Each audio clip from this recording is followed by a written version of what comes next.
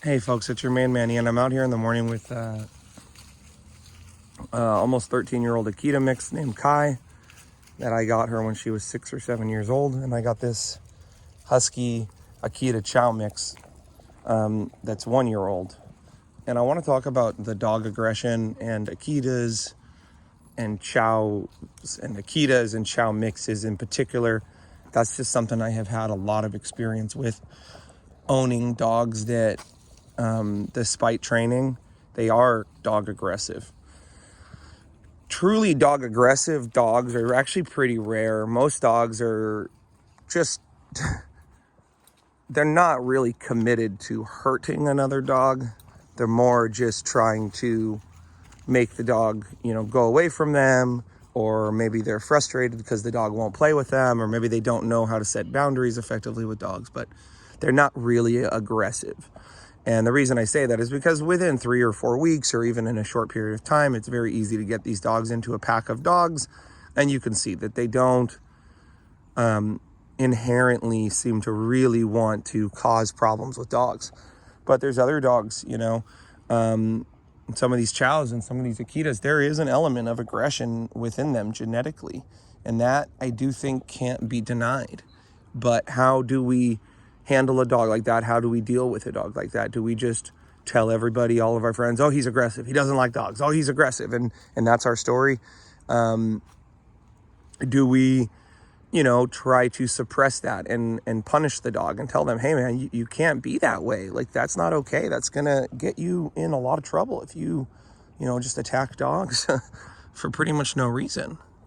So I brought out Nessie, who's 1 year old, and it's been interesting with her. She's been in my program for months. She's a foster dog. We're trying to find her a home, but time and time again, she gets to a level of aggression with other dogs. Whether it's a dog she's playing with, whether it's a dog she initially meets, she's always putting her fur up, and it doesn't matter. There's not been a single dog so far that has not either, told her from the very beginning, look, I am not playing that game at all, and I'm not playing around. Or if I am playing with you, eventually this dog gets aggressive. So it was interesting. I thought I'm going to take her on a walk with Kai. And what's interesting walking her with Kai was this is the first dog I've ever seen Nessie not put her fur up to.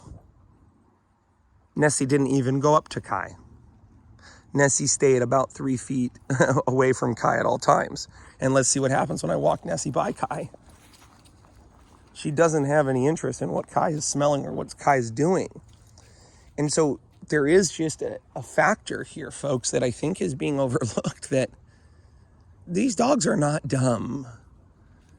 They know how powerful they are. They know how powerful other dogs are.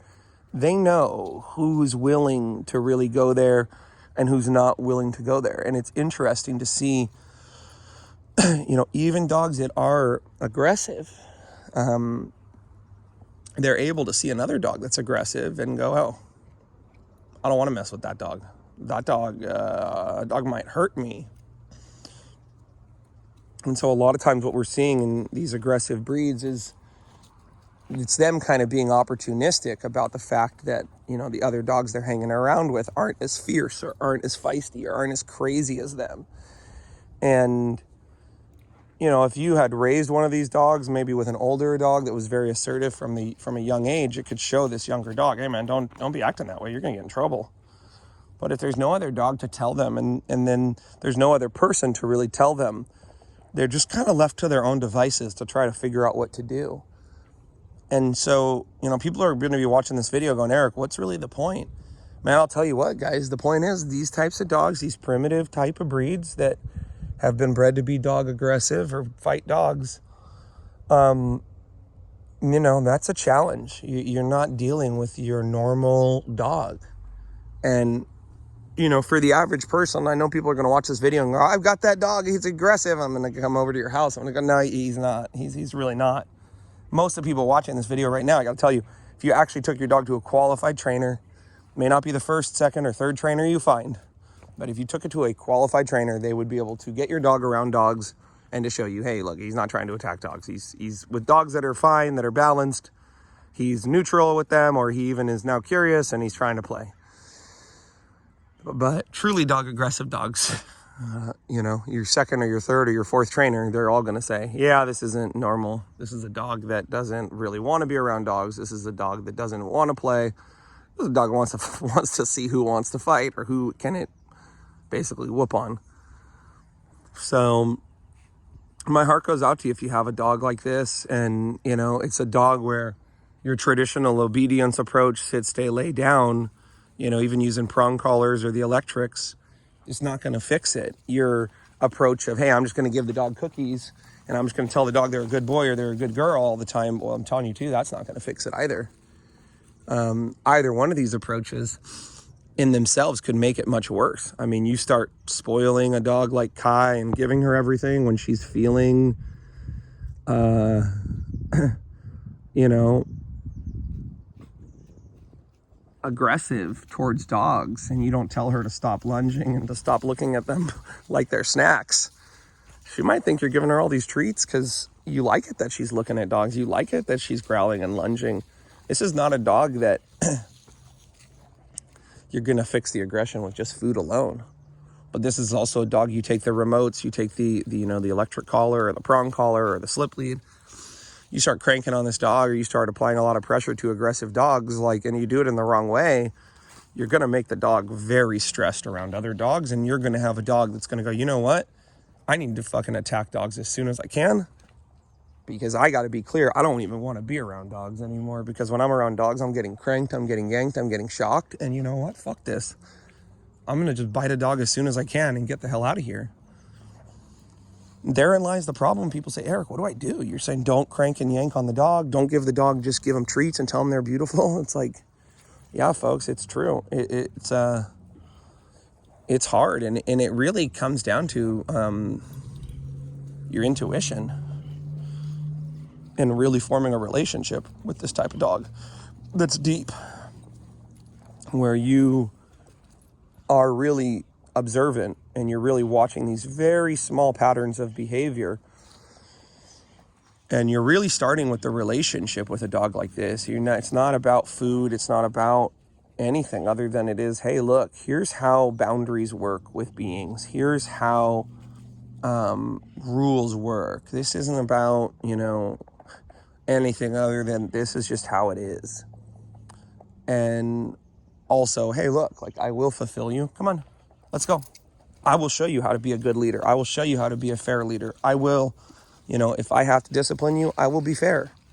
And if I'm using rewards, I'll be fair. And when you do really good, I will give you a reward.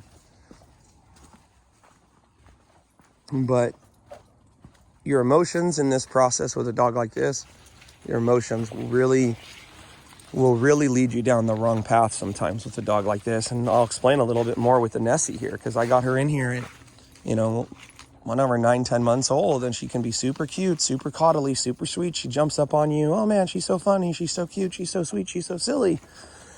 But all of a sudden you put her around dogs, and the dogs try to set a boundary, and she just goes crazy. Because don't tell me what to do. I'm Nessie. I do what I want.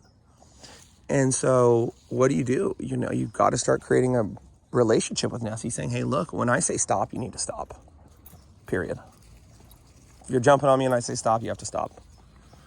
And, you know, all this love and affection that I'm giving to you, you need to understand that that's not because you are below me. That's not because I'm some needy person that's insecure and scared of the world.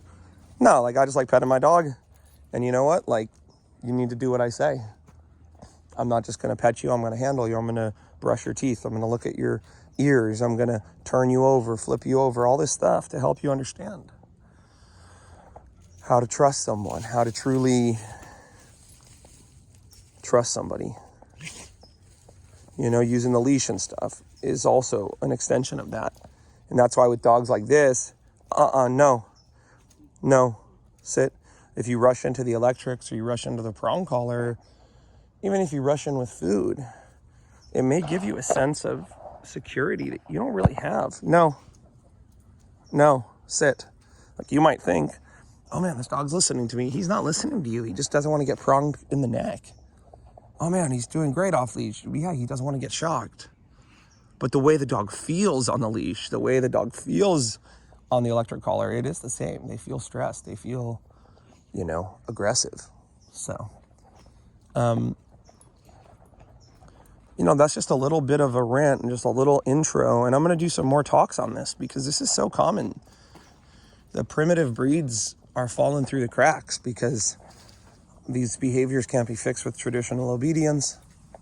And the dogs that really have aggression are falling through the cracks.